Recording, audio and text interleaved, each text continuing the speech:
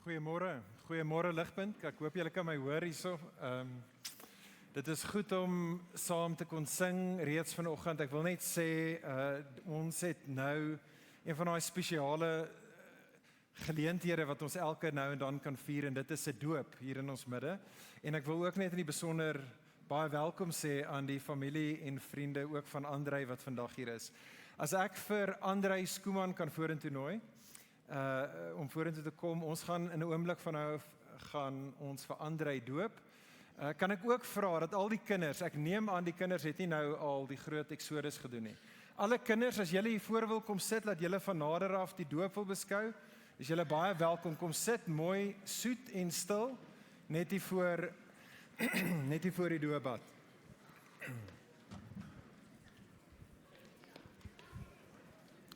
Ek dink jy gaan na hierdie kant moet kom staan hierso.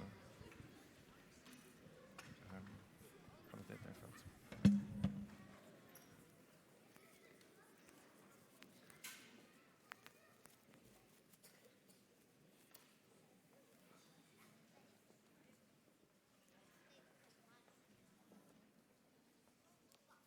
Reg so kinders, is julle reg om mooi te kyk, mooi te luister?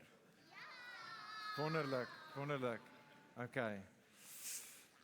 Vriende, soos ek genoem het, gaan ons in 'n oomblik van nou af gaan ons vir Andrei doop. Andrei is 'n relatiewe nuwe ligpunter en so baie van julle sal hom dalk nog nie ken nie, maar hierdie is so uitstekende geleentheid om iemand tot ons geloofsfamilie ook te verwelkom. En so welkom Andrei.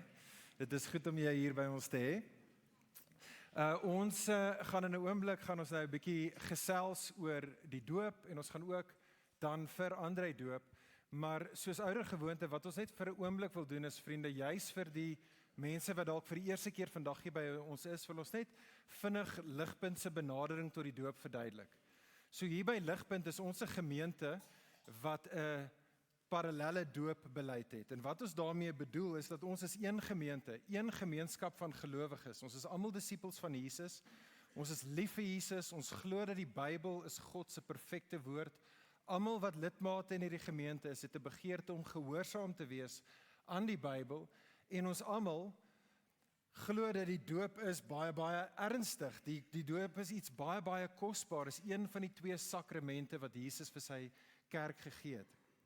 Maar in ons verstaan as gemeente van aan wie die doop toegeken behoort te word, is dit alleenlik gelowiges wat gedoop moet word of behoort gelowiges as ook hulle kinders gedoop word, wel daar is ons 'n gemeente wat by verskillende gevolgtrekkinge uitkom oor dit en waar ons in daardie spasie dan saam ons geloof beoefen. Ek wil dit baie graag uit die Spaanspoor uit sê. Ons is nie relativisties wanneer dit kom by die doop nie. Ons sê nie, dit maak nie saak wat jy glo nie. Ons sê nie dat hoorie almal is per se net reg nie, maar wat ons wel sê, en dit is belangrik vir ons om dit vir mekaar oor en oor te sê, wat ons wel sê vriende is dat vir die laaste 2000 jaar het die kerk tot verskillende oortuigings gekom oor die doop. Geesvervulde, lief vir Jesus mense wat glo in die Bybel, het vir die laaste 2000 jaar hieroor verskil en gegee die feit dat die Nuwe Testament baie duidelik is oor die belangrikheid van eenheid en die Nuwe Testament is baie duidelik daaroor dat ons, wanneer dit kom by sekondêre en tersiêre waarhede leerstellings, eenheid moet behou in steede van in ons verskillende rigtings moet inskiet, probeer ons hier by Ligpunt om dit te doen. Ons is een gemeente, ja met verskillende oortuigings dalk op tye wanneer dit kom by die doop, maar waar ons in liefde en in eenheid mekaar wil respekteer en akkommodeer met daardie verskillende geloofsoortuigings. As jy enige verdere vrae het oor dit, is jy meer as welkom om na die tyd met my te kom gesels of met enige van die ander ouderlinge hier by Ligpunt en ons sal graag verder met jou daaroor wil gesels. Hier is egter waaroor ons saamstem. Vriende, onthou die woorde van Jesus, die laaste woorde wat ons het van Jesus, nadat Jesus uit die dood uit opstaan, Matteus 28, net voor Jesus opvaar na die hemel toe, gee Jesus aan ons sy disippels een laaste opdrag. Jesus sê vir ons sy disippels, hy sê aan my, is alle mag gegee in die hemel en op aarde, gaan daarom na al die nasies toe en maak mense my disippels. So gaan doop hulle in die naam van die Vader en die Seun en die Heilige Gees en leer hulle om alles te onderhou wat ek aan julle beveel het en weet dat ek sal saam met julle wees tot die volëinding van die wêreld toe. En so vriende, ons doop, want Jesus het vir ons gesê, doop. Dit is deel van hoe disippels gemaak word. En hierdie is baie belangrik vir ons om te verstaan, soos wat ons probeer sin maak van wat ook vandag hier gebeur. Vriende, die doop is net soos die nagmaal, die ander sakrament, is die doop vir ons gegee as 'n geskenk. Die doop is aan ons gegee as 'n tasbare manier waarop ons die evangelie beter kan verstaan, sodat ons onsself met daardie evangelie beter kan vereenselwig, en sodat ons daardie evangelie beter aan mekaar en aan die wêreld kan verkondig. Dit is waarvoor die doop gegee was. En soos wat Andrei in 'n oomblik van nou af in hierdie nie so warm water gaan inklim nie, sorry. Jou timing van die seisoene was nie 100% die beste nie. Maar soos wat Andrei in hierdie water gaan klim, is daar 'n rede hoekom dit water is, en daar's 'n rede hoekom hy in en uit die water uit gaan kom. Die Nuwe Testament sê vir ons daar's 3 groot prentjies, evangelieprentjies wat gekommunikeer gaan word vandag hier.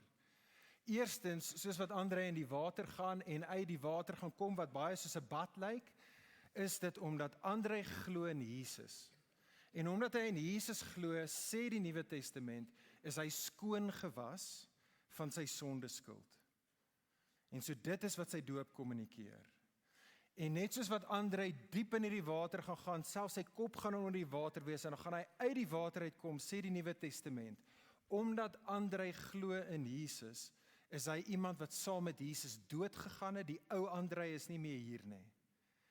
En hy gaan uit die water, hy kom uit die graf uit, tot 'n nuwe lewe, danksy sy geloof in Jesus. En die derde prentjie wat die Nuwe Testament vir ons sê, is dat Andrei, deur sy geloof in Jesus, is baie soos die storie van Noag in die ark, waar Noag en sy familie die oordeel van God kon vryspring deur weg te kruip binne in 'n boot. So kruip Andrei weg binne in Jesus. Deur geloof vind hy skuilings in Jesus, en so Andrei hoef nooit weer in sy lewe bang te wees vir die oordeelswaters wat gaan kom nie. En hy gaan net soos Noag en sy familie eendag, gaan hy in 'n nuwe hemel en 'n nuwe aarde saam met God en sy mense vir alle ewigheid kan wees. Dit is wat hierdie doop vandag hier kommunikeer. So Andrei, ons het nie 'n geleentheid nie. Ek gaan nog eers jou kry om jou getuienis te deel, want ek dink dit is 'n pragtige storie. Maar ons wil wel hê jy met jou getuienis, as dit ware jou geloofsgetuienis deel, deur 3 vrae te antwoord, aan my te antwoord, maar ook aan almal van ons wat hier is. Eerste vraag is dit, Andrei, glo jy die evangelie? Met ander woorde, glo jy dat God het in Jesus alles gedoen wat ons nodig het vir versoening met hom? God het sy seun in hierdie wêreld gestuur. En Jesus het gekom om in jou en in my en in ons plek, het Jesus die lewe gelewe wat ons moes, maar nie het nie. Jesus het die dood gesterf, wat ek en jy verdien, maar nie self kan of wil dra nie. Jesus het uit die dood uit opgestaan, uit die dood en die duiwel oorwin. Jesus het opgevaar, hy regeer nou as koning, hy is nou ons priester wat nou vir ons intree, en Jesus gaan eendag terugkom as die regter, om sy vyande te verslaan, sy mense te red en ons in die nuwe hemel en aarde in te bring. Glo jy daardie goeie nuus, die evangelie, Andrei? Ja, ek glo dit met my hele hart. Tweedens dan, Andrei, is jy iemand wat erken dat daardie evangelie is iets wat jy brood nodig het? Dat jy is inderdaad iemand wat nodig het om van jou sondeskuld skoon gewas te word. Jy is iemand wat nuwe lewe nodig het, want in en van onsself is ons dood in ons sonde.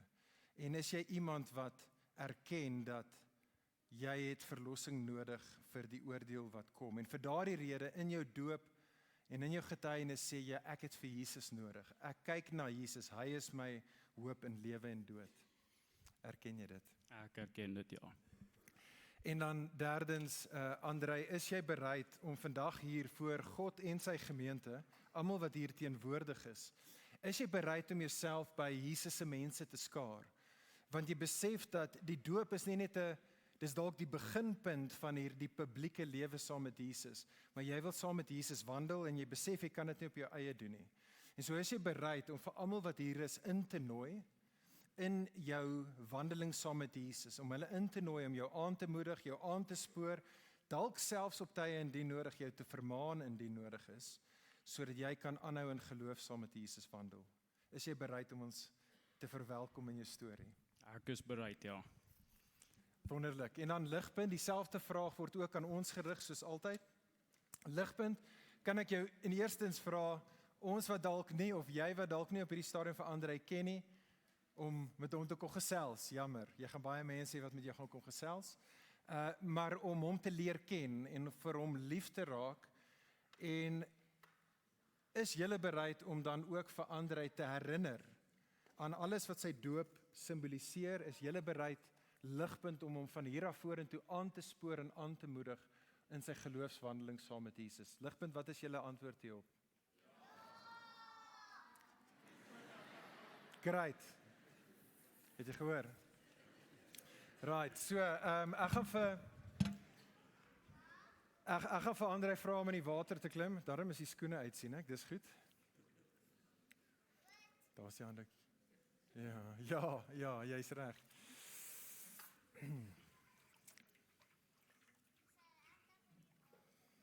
Andrei, aan die hand van jou geloofsgetuienis, jou geloofsbelydenis vandag hier voor God en sy gemeente, in die naam van God die Vader en God die Seun en God die Heilige Gees, doop ek jou nou. Andrei, saam met Jesus het jy gesterf. En saam met Jesus het jy opgestaan, gaan lewe nou vir hom.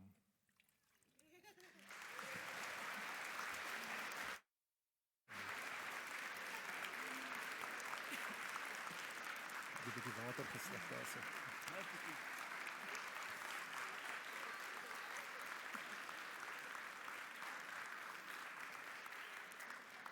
Jy kan so lank uitklim as jy wil, of jy gaan net bly vir jou bid.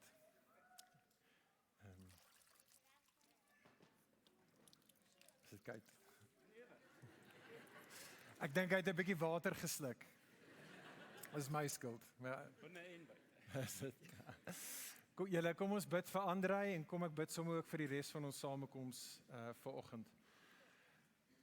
Vader, ons loof en ons prys U vir die Seun Jesus. Sonder hom, waar sou ons wees?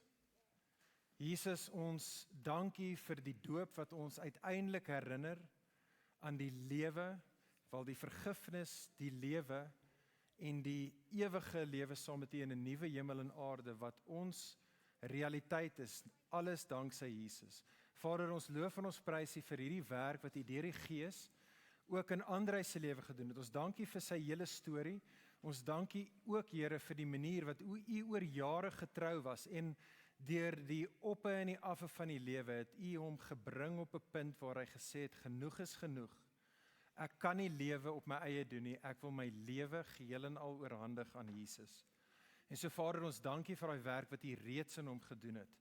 Maar Here, ons bid van hierdie punt af vorentoe, sal U die goeie werk wat U begin het ook in hom tot volëinding bring. Sal U ons as 'n geloofsgemeenskap help om nader te trek en nader te staan, om hom te help, om aanhou te wandel saam met Jesus, tot die dag wanneer ons in die nuwe hemel en aarde saam met U sal wees.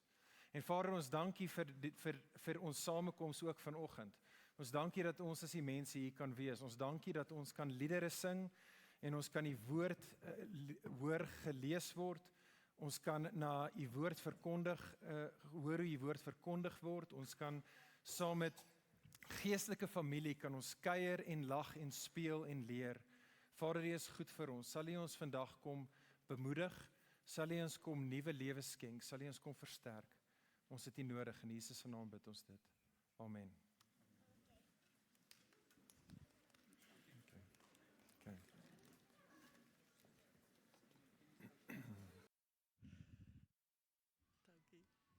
Goeiemôre. Ek lees vir ons saam uit Eksodus 33 en 34 uit die ESV vertaling, soos dit staan in die woord van God. The Lord said to Moses, "Depart, go up from here, you and the people whom you have brought out of Egypt, to the land which I swore to Abraham, Isaac, and Jacob, saying, to your offspring I will give it. I will send an angel before you, and I will drive out the Canaanites, the Amorites, the Hittites, the Perizzites, the Hivites, and the Jebusites. Go up to a land flowing with milk and honey, but I will not go up among you, lest I consume you on the way, for you are a stiff-necked people." When the people heard the disastrous word, they mourned, and no one put on his ornaments. For the Lord had said to Moses, "Say to the people of Israel, you are a stiff-necked people. If for a single moment I should go up among you, I would consume you. So now take off your ornaments, that I may know what to do with you." Therefore the people of Israel stripped themselves of their ornaments from Mount Horeb onward. Now Moses used to take the tent and pitch it outside the camp, far off from the camp, and he called it the tent of meeting. And everyone who sought the Lord would go out to the tent of meeting, which was outside the camp. Whenever Moses went out to the tent, all the people would rise up, and each would stand at his tent door and watch Moses until he had gone into the tent. When Moses entered the tent, the pillar of cloud would descend and stand at the entrance of the tent, and the Lord would speak with Moses. And when all the people saw the pillar of cloud standing at the entrance of the tent, all the people would rise up and worship, each at his tent door. Thus the Lord used to speak to Moses face to face, as a man speaks to his friend. When Moses turned again into the camp, his assistant Joshua, the son of Nun, a young man, would not depart from the tent. Moses said to the Lord, "See, you say to me, 'Bring up this people,' but you have not let me know whom you will send with me. Yet you have said, 'I know you by name,' and you have also found favor in my sight. Now therefore, I have found favor in your sight. Please show me now your ways, that I may know you in order to find favor in your sight. Consider too that this nation is your people." And he said, "My presence will go with you, and I will give you rest." And he said to him, "If your presence will not go with me, do not bring us up from here. For how shall it be known that I have found favor in your sight, I and your people? Is it not your going with us, so that we are distinct, I and your people, from every other people on the face of the earth?" And the Lord said to Moses, This very thing that you have spoken I will do, for you have found favor in my sight, and I know you by name." Moses said, "Please show me your glory." And he said, "I will make all my goodness pass before you, and will proclaim before you my name, the Lord. And I will be gracious to whom I will be gracious, and I will show mercy on whom I will show mercy." But, he said, "You cannot see my face, for man shall not see me and live." And the Lord said, "Behold, there is a place by me where you shall stand on the rock, and while my glory passes by, I will put you in a cleft of the rock, and I will cover you with my hand until I have passed by. Then I will take away my hand, and you shall see my back, but my face shall not be seen."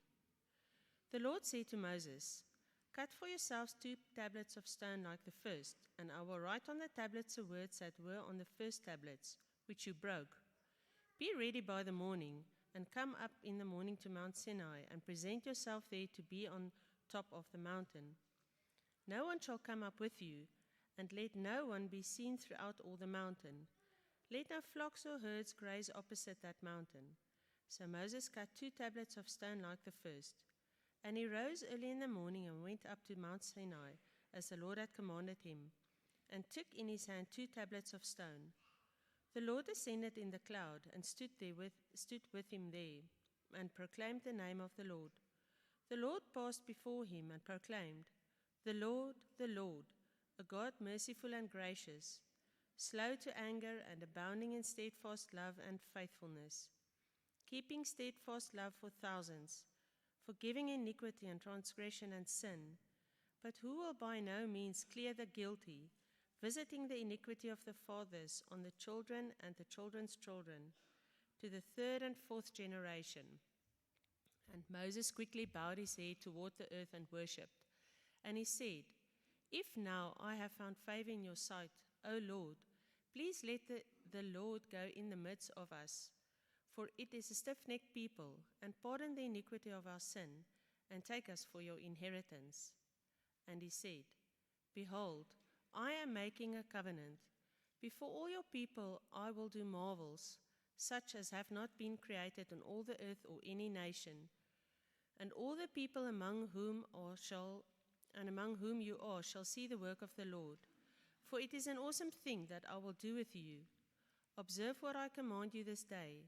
Behold, I will drive out before you the Amorites, the Canaanites, the Hittites, the Perizzites, the Hivites, and the Jebusites. Take care, lest you make a covenant with the inhabitants of the land to which you go, lest it become a snare in your midst. You shall tear down their altars and break their pillars, and cut down their Asherim, for you shall worship no other God, for the Lord, whose name is a jealous God.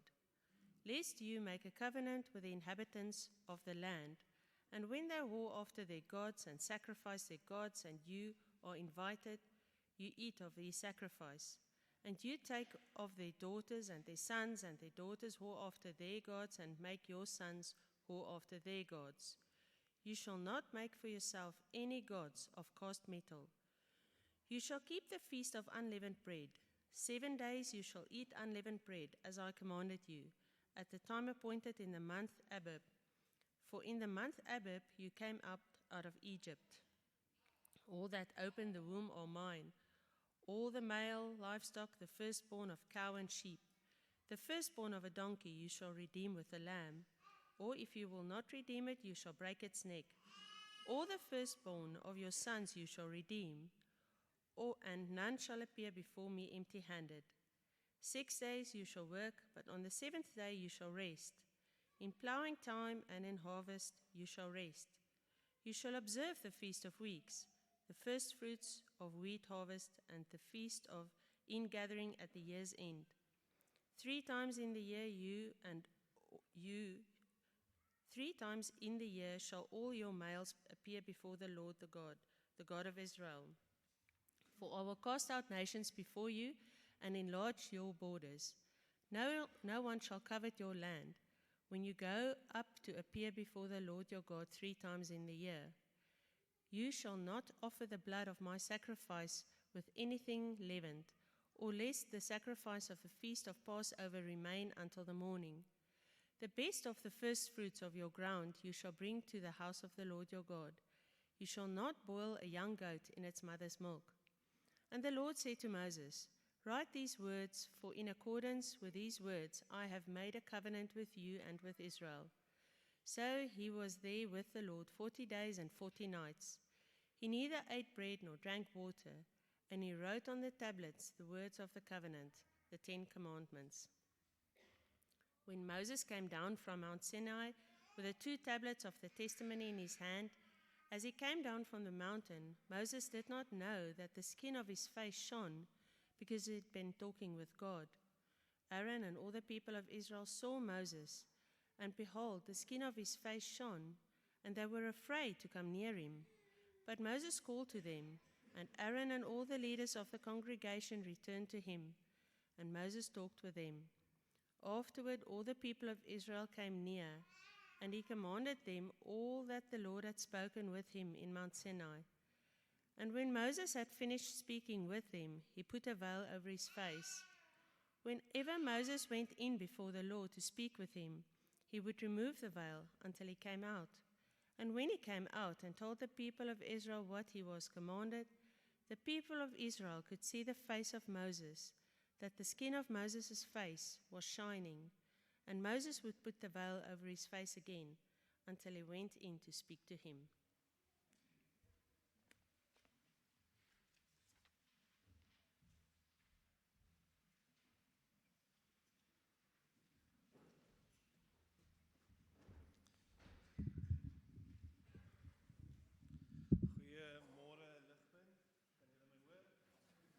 Nee, julle kan nie. Nou kan julle my hoor. Baie lekker om hier te wees. Lekker om aan te gaan in ons reeks. Ek is Johan van Aswegen. Vir ons gaste, verwelkom. Vanoggend is baie lekker om julle hier te hê. Dis 'n goeie 2 hoofstukke om by ons in te val. Ons werk deur die boek van Exodus en ons sulke lang tekste wat ons lees. Maar vanoggend is 'n goeie oggend want ons gaan sien wie God is. En ons bitter min goed. So belangrik soos vir ons harte om presies te verstaan wie die Here is. Ek gaan vir ons inspring, ek gaan vir ons bid vir my eie hart en ek gaan inspring. Hou julle blaadjies byderhand. Ons gaan redelik vinnig op tye beweeg. Ons gaan nie alles kan gesê wat gesê kan word nie, al wil ek julle heel dag hier hou. So wanneer ek verwys na die blaadjies toe, volg saam met my. Kyk in die stories sodat julle nie mis die rykdom van God se woord hier vanoggend nie. Kom ek bid vir ons. Here, ons kom nou na u woord toe. En ons erken, ons kan nie u heerlikheid beleef as u dit nie vir ons kom openbaar nie. Vader, Moses het die voorreg gehad om te sien hoe u verby hom beweeg.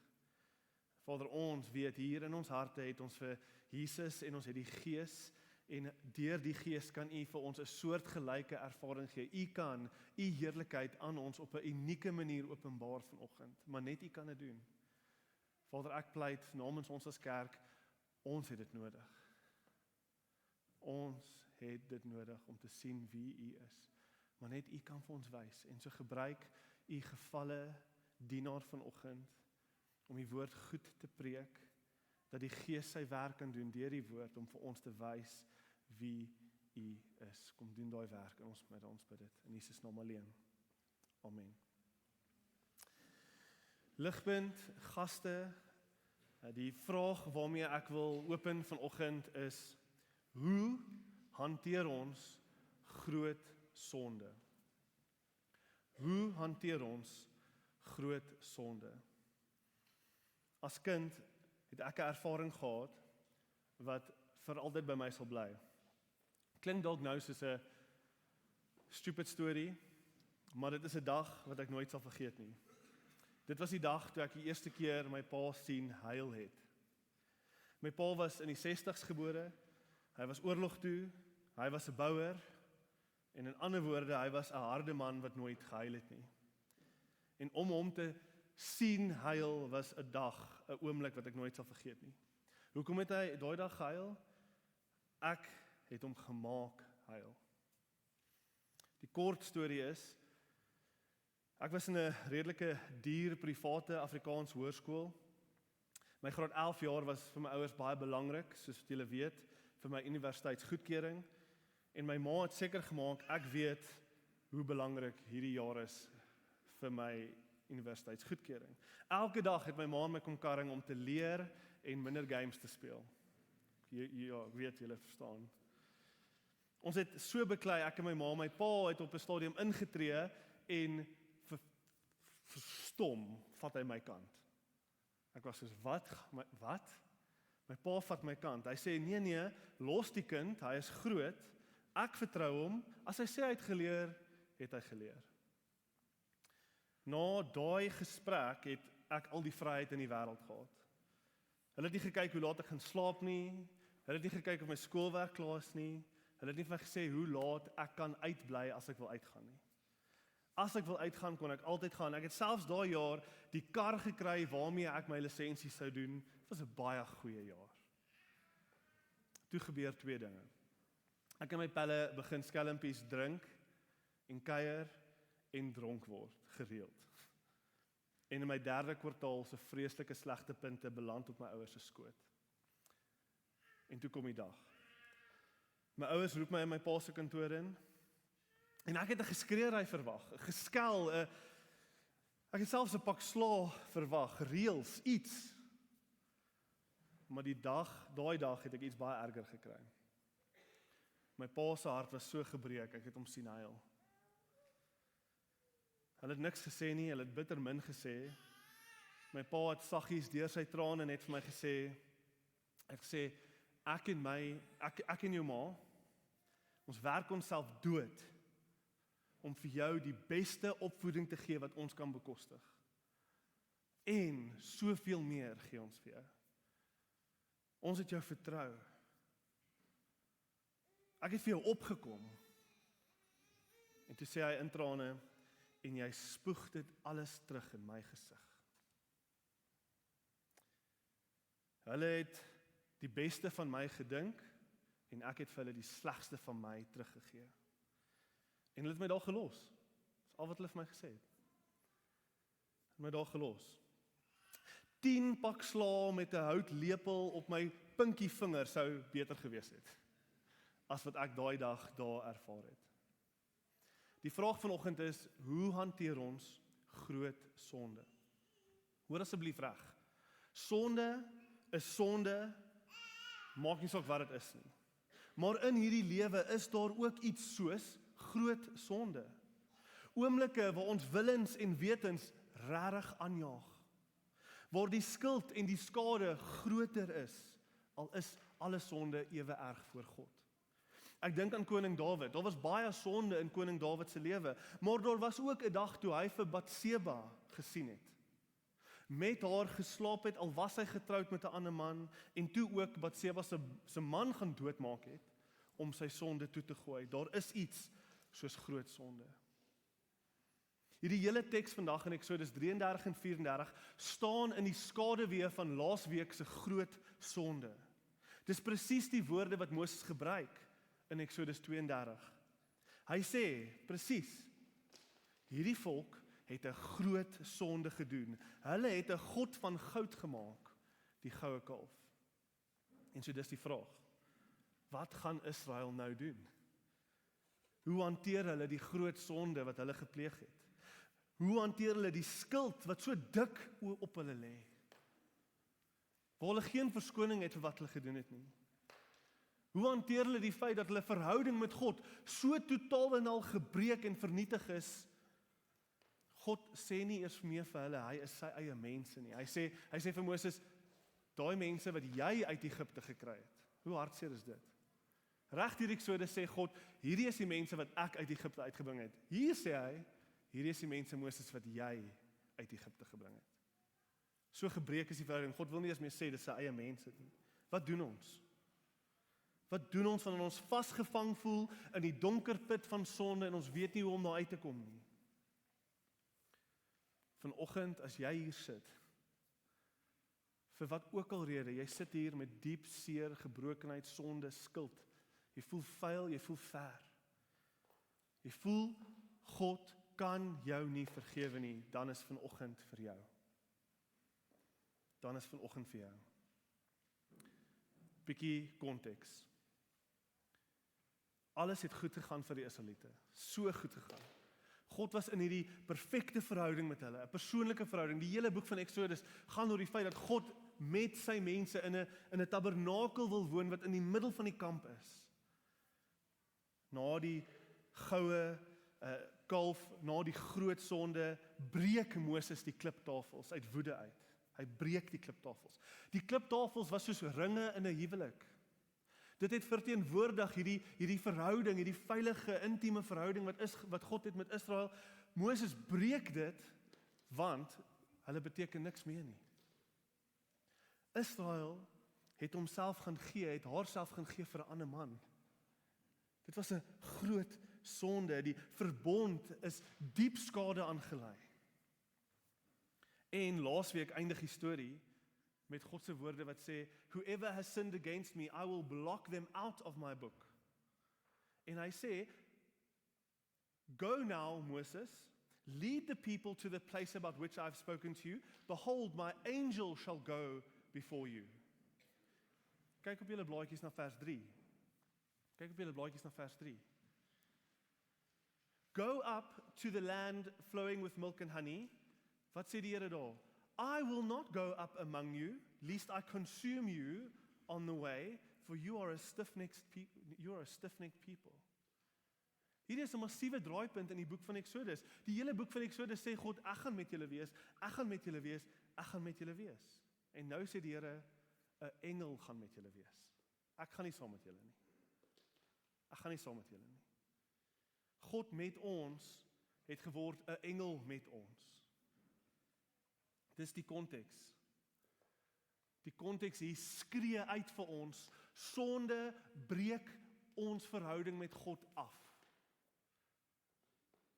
Daar was 'n verhouding en sonde het tussen hulle en God gekom en nou is daar afstand tussen God en sy mense. God gaan 'n engel stuur. En dit is die spanning wat ons dan vat in die storie in. Wat gaan van hierdie verhouding word? Gaan God hierdie verhouding kan red? Gaan hy hulle ooit vergewe? Wat van die verbond? Wat gaan hulle maak met hierdie groot sonde? Hoe gaan hulle dit hanteer? Wat kan Israel doen? Die antwoord is een ding. Gaan ons vir julle nou gee. Daar's een ding wat Israel kan doen. Bekeer. Bekeer. Bekeer en hoop God is genadig. God se woord gaan vir ons nou van hierdie punt af vorentoe die storie uitpak en vir ons 4 stappe wys van ware bekering. Dis al wat Israel kan doen. Hulle sonde en hulle skuld is te groot. Al wat hulle kan doen is bekeer en hoop God is genadig. En hier is 4 stappe van ware bekering. Ek sit dit vir ons op. Vers 1 tot 6. Treur oor jou sonde. Treur oor jou sonde. Stap 2. Kyk na die man wat God voorsien. Kyk na God se man. Dis vers 7 tot 17. Punt 3. Onthou God se naam.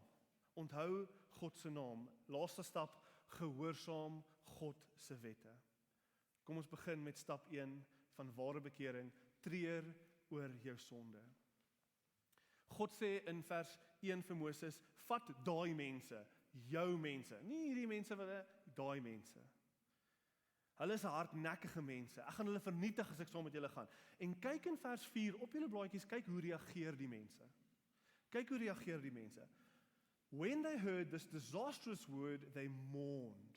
Hulle het getreur. And no one put on their ornaments, hulle juwele. 3 keer in vers 4 tot 6 sê dit hulle haal hulle juwele af. Hulle haal hulle juwele af. Dit is wat hulle sou doen vir 'n begrafnis. As jy gaan na 'n begrafnis toe en jy rou die dood van iemand, haal jy hulle het nie 'n klerekas gehad met swart klere nie. Hulle het 2 pare klere gehad in die woestyn. So, hoe wys jy treur? Jy haal jou juwele af. Hulle gaan begrafnis toe vir hulle sonde. Hulle gaan begrafnis toe want hulle het iemand verloor. Hulle het hulle verhouding met God verloor. En hulle treur. Hulle is hartseer, hulle huil. Hierdie is iets wat ek dink ons baie keer mis. Ons voel dalk jammer vir sonde.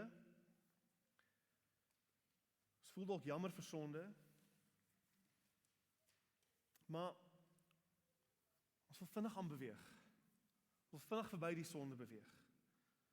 En ons wil nie te lank dink aan sonde nie, want ek wil nie te veel erken hoe sondig ek is nie, of iets in die lyn van, ek weet nie heeltemal waarvoor ek jammer sê nie, ek wil aangaan.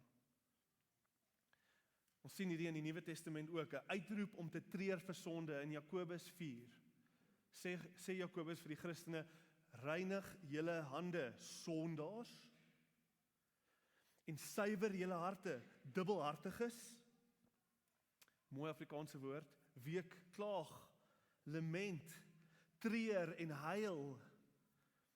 Laat julle lagheid en droefheid verander en julle blydskap in somberheid. Sonde kom oor ons almal se pad en ons is jammer, maar ten slegste voel ons sleg, ons voel jammer, ons is uitgevang. Ons voel geïrriteerd deur al die nagevolge van wat nou moet gebeur, want hulle het my gesien vir wie ek is. Ten beste voel ons vir 'n oomblik hartseer en dan hardloop ons verby die sonde, probeer dit vergeet en vergewe, begrawe. Maar dis nie wat ons hier sien nie. Ons sien hier, Israel treur hulle sonde. Hulle gaan begrafnis toe vir hulle sonde. Ware bekering treur oor sonde, en dit treur oor die sonde self. Dit treur vir die afbreek van die verhouding, wat ek weet God voel nou ver. En ek is jammer daaroor. Ware bekering treur die feit dat ek in die gesig van God gespoeg het, hy wat net liefdevol was teenoor my en nie verdien om so gehanteer te word nie. God het hierdie groep mense nou net gered met 'n Rooi See redding. Hoe kan ons God wat ons so lief gehad het, so hanteer met 'n goue kalf en 'n partytjie wat so losbandig was? Dit was net een groot seksuele partytjie. Hoe kan ons dit doen? Hoe kan ons dit doen? Wat gaan hier aan binne my dat ek so optree? Ligpunt om oor jou sonde te tree is om te sit daarmee. Dis om te sit met 'n gesonde sondebesef. Dat wat die Bybel sê oor jou hart is waar. Die Bybel sê jou hart is spik, swart en dood van sonde en dit is waar. En om die gewig daarvan te sien is om sonde te treur. Een van die tekens dat ons sondes minag in ons lewens is presies wanneer ons begin sien in ons lewens ons beweeg te vinnig aan van sonde. Dit is 'n teken dat my hart begin hard word. Dat ek sonde klein maak. Die versoeking wanneer groot sonde oor my pad kom is ek wil ewe skielik net regmaak. Ek wil regmaak, ek wil probeer opmaak deur allerlei oppervlakkige plannetjies, gedoentetjies om net te vergeet en te begrawe. Ek wil te vinnig jammer sê. Ons moet jammer sê, maar ek wil dit te vinnig doen. Want eintlik, hoor asseblief, jy sê jammer vir jouself. Jy sê jammer want jy probeer ontslaa raak in jou eie krag van jou skuldgevoel. Jy probeer jammer sê vir jouself, nie vir wat jy gedoen het nie en nie vir die mense wie jy seer gemaak het nie. Jy sê jammer vir self want jy probeer jouself laat beter voel, nie bekering nie. Jy bekeer nie. Ware bekering, ligpunt, is soos die tollenaar in Lukas 18. Die fariseer bid, ek is so mooi, ek is so oulik, kyk hoe mooi is my gebed, en dan sê Jesus, maar die tollenaar, Jesus vertel die storie, die tollenaar staan ver, te ver, hy is te skuldig om selfs na die tempel toe te gaan, hy staan ver buite die tempel. En in Lukas 18, wat doen hy? Hy sê, die tollenaar bid, hy slaan sy bors, want hy is kwaad vir sy sonde, hy slaan sy bors, en hy sê, o God, wees die sondaar, nie 'n sondaar nie, die sondaar, hy voel die gewig van sy sonde, hy slaan sy bors, wees my die sondaar genadig. En wat sê die Jesus van daai man? Hy sê, daai man loop weg geregtig en vergewe voor God. Ligpunt, treur jou sonde, staan stil by jou sonde. Punt 2, kyk na God se man. Eksodus 33, ons is nou van vers 7 af, ons gaan begin bietjie vinniger gaan. Kyk na God se man. Die teks maak hier 'n sterk kontras. Orals, ek kon nie eers vir julle orals wys nie, maar orals maak die teks die punt, Israel moet ver weg staan van God af.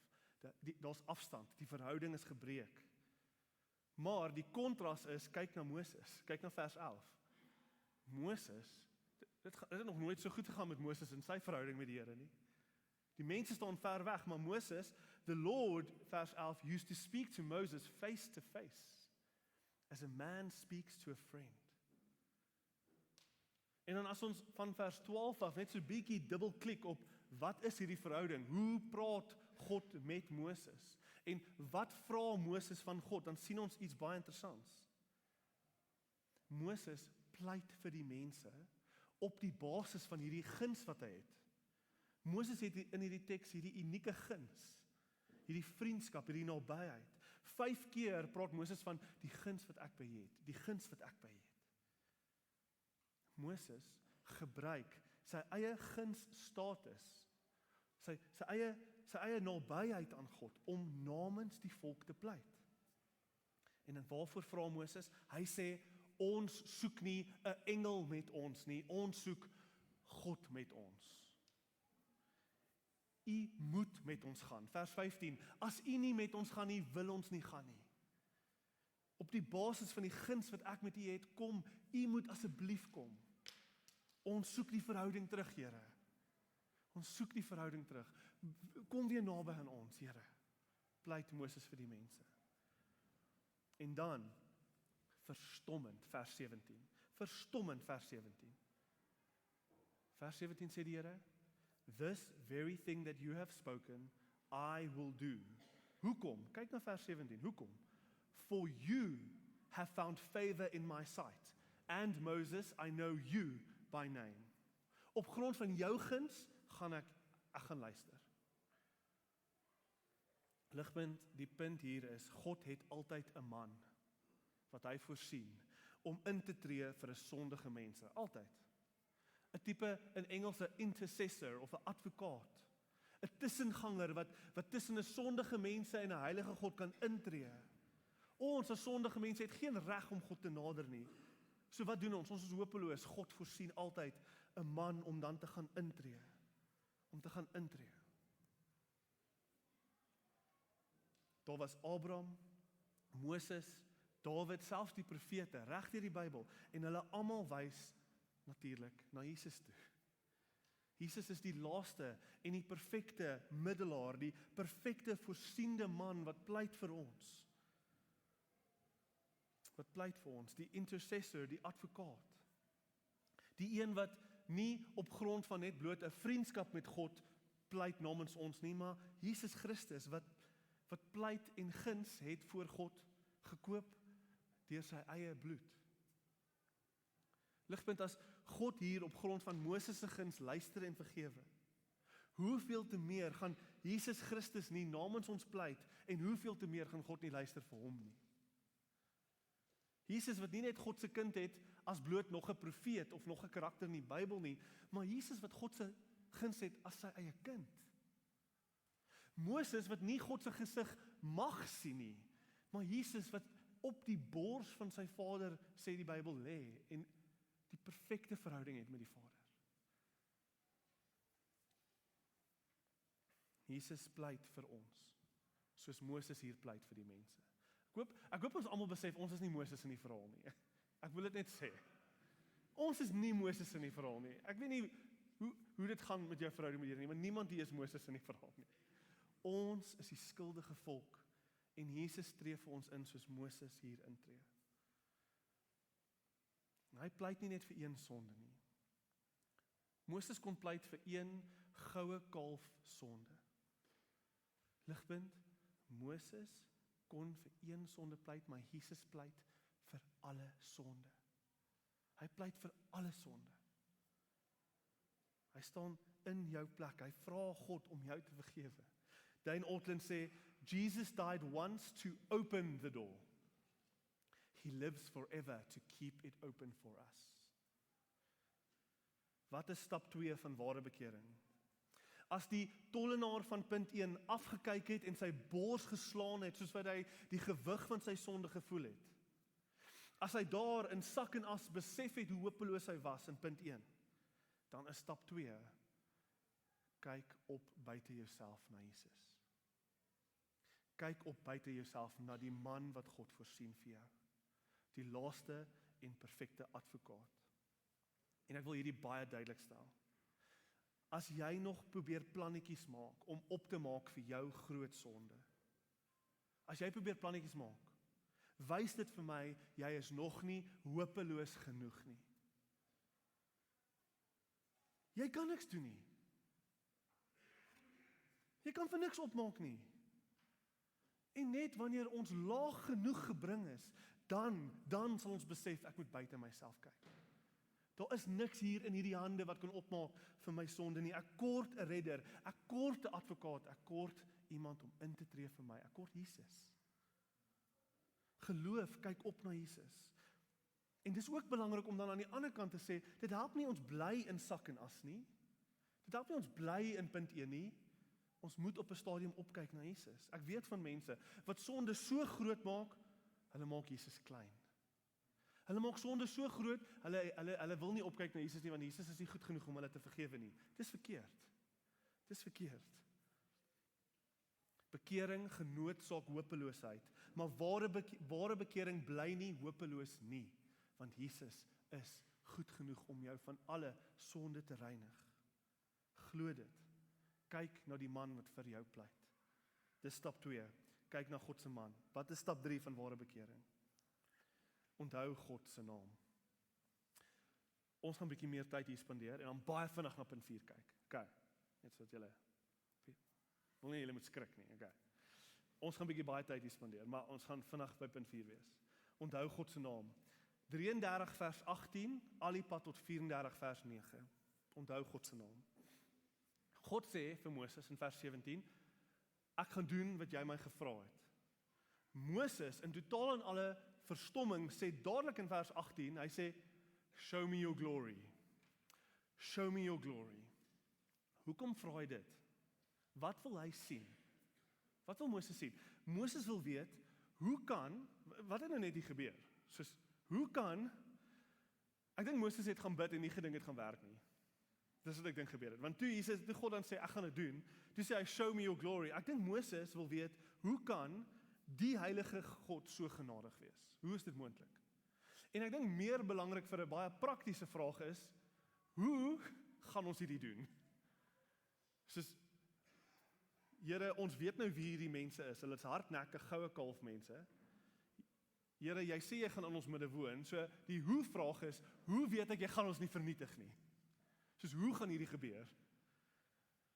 Wys my jou glorie, Here. Hoe gaan ons hierdie doen? God sê vir Moses in daai pragtige stuk in die Bybel, ek gaan verby jou beweeg. En jy gaan my sien, Moses. Al my goedheid gaan jy sien. Vers 4, Moses, ek gaan jou in die skeur van 'n rots sit en ek gaan my hand oor die skeur sit en jy gaan net klein stukkie van my agterkant sien. Hierdie is baie belangrik ligpunt. Die klem op hierdie teks is nie op wat Moses sien nie. Die punt is, hy sien bitter min. Bitter min, dis die punt. Hy sien amper niks. Dit is amper soos so hy sien bitter min. Maar die wonder van die teks is wat hy hoor. Dis dat hy God se naam hoor. Hy sien niks, want Jesus gaan kom en vir ons wys wie God is. Dis nie Moses wat dit kan doen nie. Moses sien niks, maar Moses hoor God se naam. Moses het gevra, wie is jy, Here? Wys my jou glorie. Wat maak dat u nie hierdie hardnekkige mense gaan vernietig nie? Wat maak dat u dit nie gaan doen nie? Moses, my naam is die Here, barmhartig en genadig, geduldig, oorvloedig in liefde, oorvloedig in troue liefde en waarheid. Wat troue liefde vir 1000 bly handhaaf, wat skuld en oortreding en sonde vergewe, maar wat beslis niks ongestraf laat nie. Wat jou behoort te tref van God se naam is vers 7. Wat beslis niks ongestraf laat nie.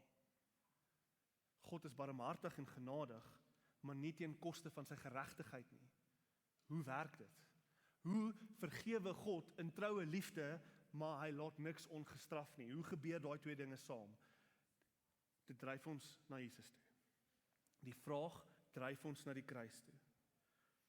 Jesus kom en Jesus tree vir ons in as die perfekte image of God, die uitbeelding van God se naam, 'n God se naam in die vlees. Want op die kruis in Jesus se lewe word vergifnis en geregtigheid perfek vasgehou.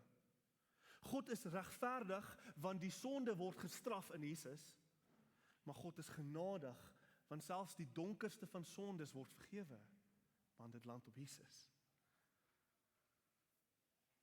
Ligpunt, God vergewe nie net nie, iemand betaal. Partykeer praat ons in die kerk van vergifnis asof dit hierdie klein, dit is maar net God vergewe maar net. Nee, God vergewe want iemand het betaal. Iemand het betaal. Daar's 'n baie ou en eintlik bekende gelykenis wat oor die Christeneeue al vertel is om hierdie te probeer verduidelik. Ek wil julle hierdie storie vertel. Die storie se naam is The King's Dilemma. The King's Dilemma, so gaan die storie. Daar is in 'n koninkryk nie ver van hier af nie 'n baie wyse, genadige en regverdige koning. Hy het 'n streng wet gehad teen diefstal. As jy steel, word jou hand afgekap. Een oggend stroom sy paleis vol mense. Almal is daar die dag. Die koning self wonder, hoekom kom almal vandag na my paleis toe? En die wagte bring toe vir hom 'n spesifieke dief. Almal is daar want almal wil sien, wat gaan die koning met hierdie dief doen? Die koning sê, Die wet is duidelik, kap sy hand af, en toe kom die wagte, en ruk die mantel van die dief se gesig af. Die koning se hart stop in daai oomblik, hy besef, die dief is sy eie broer. Sy eie broer.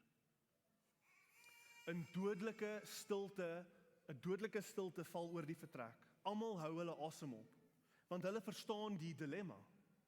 Geregtigheid skree dat die wet vir almal moet geld en sonde regverdig moet gestraf word. Maar liefde skree dat dit die eie broer is van die koning. Dis sy broer. Dis familie, hy's lief vir sy broer. As hy die broer vryspreek, is hy 'n swak koning wat sy eie reëls buig. As hy hom straf, is hy 'n liefdelose koning. Wat gaan hy doen? Almal is daar, almal wil sien. En toe skok die koning almal. Die koning staan op, hy haal sy kroon af, en hy begin stap na die houtblok toe met die byl.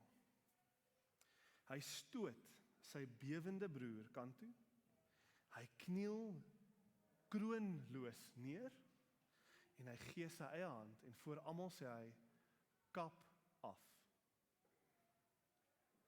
Die byl val, die bloed vloei en die prys is betaal. Daardie oggend het geen persoon dit gewaag om die koning se geregtigheid te bevraagteken nie. Want die wet was perfek geëer en die straf ten volle uitgedra. En terselfdertyd kon niemand ooit weer die koning se liefde bevraagteken. Want die broer is gespaar en vrygespreek. Ligpunt, God is oneindig baie dinge. Hier toe God sy naam openbaar, kon hy baie dinge hier gesê het. Hy is almagtig, alwetend, wat ook al anders.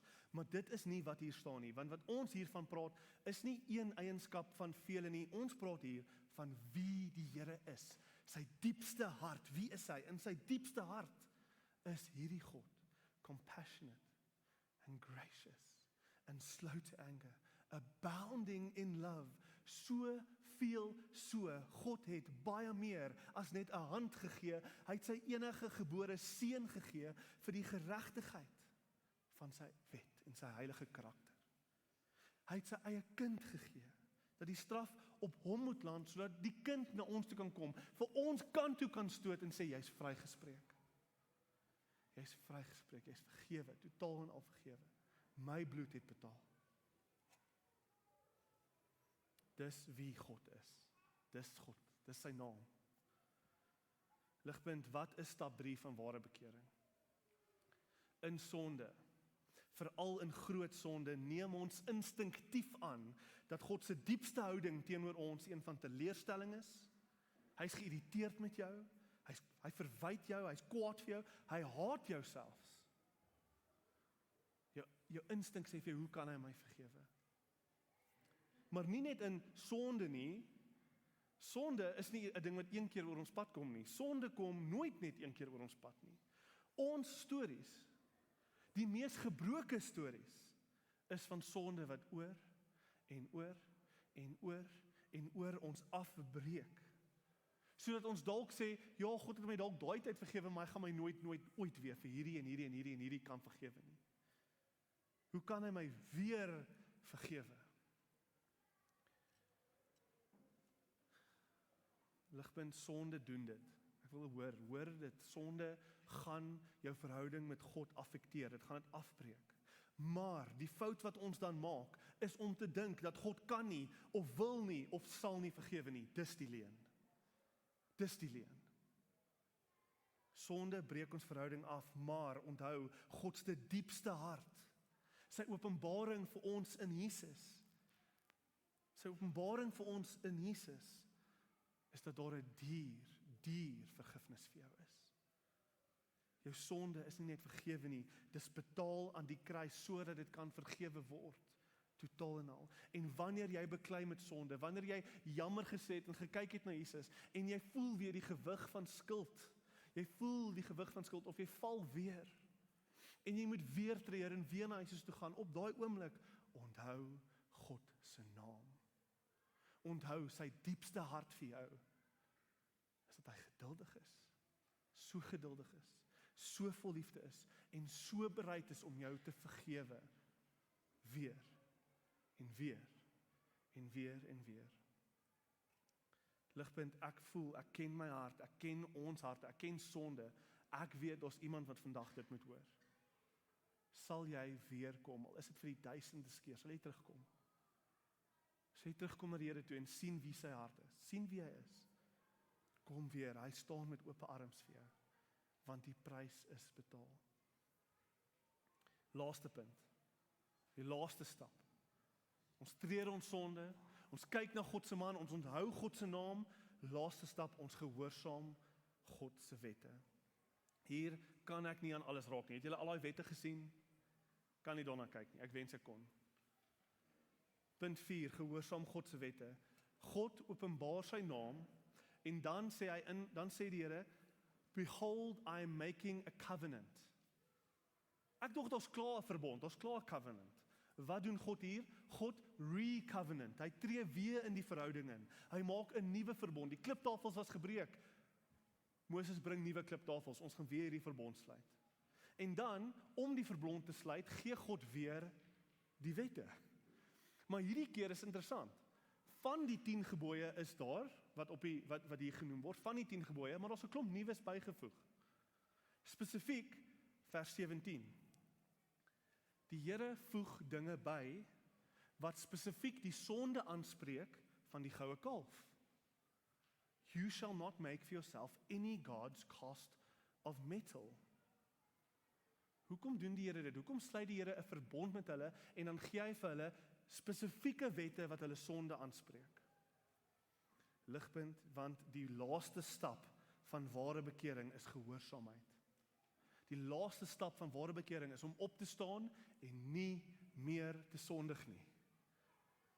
Nie perfek te wees nie, maar om met 'n hart uit te gaan, wat gaan beklei teen sonde en beweeg na gehoorsaamheid toe.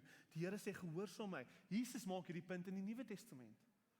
Jesus sê, if you love me, you will obey my commands. If you love me, you will obey my commands. Johannes 14 vers 15. En dit beteken nie wat ons dink te doen nie. Dit beteken nie dat ek moet gehoorsaam om gered te kan word nie. Nee, die volgorde van die storie is baie duidelik. Hulle is reeds vergewe en dan kom die wette. Hierdie wette is hier nie om vergifnis te verdien nie, maar omdat genade reeds ontvang was. En dit is ook waar vir ons. As Christene het ons die volheid van genade in Jesus gesien en ontvang. Die volheid daarvan. Die Israeliete sien hier 'n prentjie, 'n klein prentjie van dit, maar ons sien in Jesus die volheid van God se genade. En ons sien hoe duur dit was. En hoe kosbaar dit was. Ons sien ook die uitnodiging van Jesus wat ons kinders van God maak. En gegeewe die genade wat ons ontvang in Jesus, dit behoort gehoorsaamheid in ons aan te wakker na groot sonde. Dit behoort gehoorsaamheid in ons aan te wakker. Byvoorbeeld, ek dink terug aan daai dag met my pa, toe ek hom so seer gemaak het, toe ek sy vertroue so misbruik het. Ligpunt, op daai dag, so stout soos wat ek was, ek het 'n kind in my pa se huis gebly. Hy het my nie op straat gesit nie, al wou hy dalk. Hy het nie. En dit was ook nie eintlik 'n vrees in my hart dat hy dit gaan doen nie. Ek was nie bang hy gaan my op straat sit nie. Dit was nie die punt nie, dit was nooit my vrees nie. Ek het geweet, my pa is lief vir my. Om te sien hoe ek hom seermaak en die verhouding afbreek, dit was erger as alles. En ek dink dis die punt vir ons as Christene. As ons die genade sien wat ons ontvang het in Jesus, as ons die genade sien, as ons sien hoe baie ons van vergewe is, dan probeer ek nie gehoorsaam om nog genade te ontvang nie. Ek het dit alles, ek is nou 'n kind in die huis van my pa. Sonde, gehoorsaamheid, gaan nie soveel oor die reël nie, dit gaan oor die persoon en sy onverwaarlike liefde waarteen ek gaan. Ligpunt, sonde My hart vir gehoorsaamheid gaan nie soveel oor die reël nie. Dit gaan oor die persoon en sy onvoorwaardelike liefde waarteen ek gaan. Dit is om in God se gesig te spoeg, gegee wat hy vir my gedoen het, wat my seer maak as Christen, en wat my dryf tot gehoorsaamheid na groot sonde. En ek wil hier net seker maak, ons verstaan reg. As enige een van ons na God se naam kyk, en dink, maar ek kan maar net sondig, en hy gaan my maar net weer oor en oor vergewe. As ons dit dink, dan mis ons die punt. En ek moet eintlik sê, ek bevraagteken jou verhouding met die Here. Want ware bekering, en 'n ware hart, 'n ware geredde kind van God, dink nie so nie. 'n Ware kind van God, kyk na die kruis, kyk na die prys wat die Vader betaal het in sy enige gebore seun, en daai kind wil nie sy pa se hart so misbruik nie. Beteken dit jy gaan sondig? Beteken dit jy gaan val? Ja, maar ek wil nie. Ek wil gehoorsaam wees. Dis ons laaste punt. Gehoorsaam God se wette. Ligpunt, ons moet sonde treur. Ons moet opkyk na God se man Jesus. Ons moet God se naam onthou en ons moet lewe in gehoorsaamheid. Hierdie is God se woord vir ons vanoggend. Kom ons bid saam.